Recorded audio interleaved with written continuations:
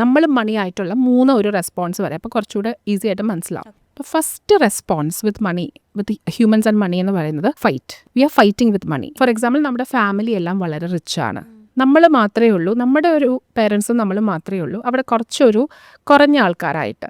അപ്പം ഇതെല്ലാം insecurity even for A kid ഉണ്ടാകാം. ഈ ഇങ്ങനെയുള്ള ഇൻസൾട്ട് കൊണ്ടും ഇൻസെക്യൂരിറ്റി കൊണ്ടും വളരുന്ന ആളുകൾ നമ്മൾ ഫൈറ്റ് ചെയ്യാൻ തുടങ്ങും മണിയായിട്ട്.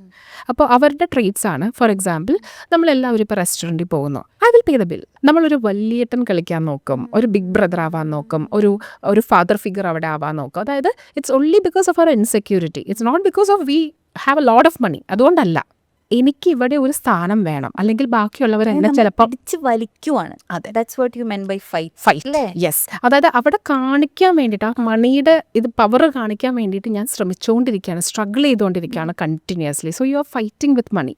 ഈ വ്യക്തി അതായത് എന്തോരം പൈസ ഉണ്ടാക്കിയാലും ഇവർക്ക് ഈ ഇൻസെക്യൂരിറ്റി കാരണം ഇവരിങ്ങനെ ചിലവാക്കിക്കൊണ്ടിരിക്കും. ഇപ്പം വീട്ടിലൊരു ഫംഗ്ഷൻ വന്നു, ഞാൻ 10 പവൻ തന്നേക്കാം. അപ്പോൾ അവർക്ക് ആ പേരും സ്ഥാനവും വേണം.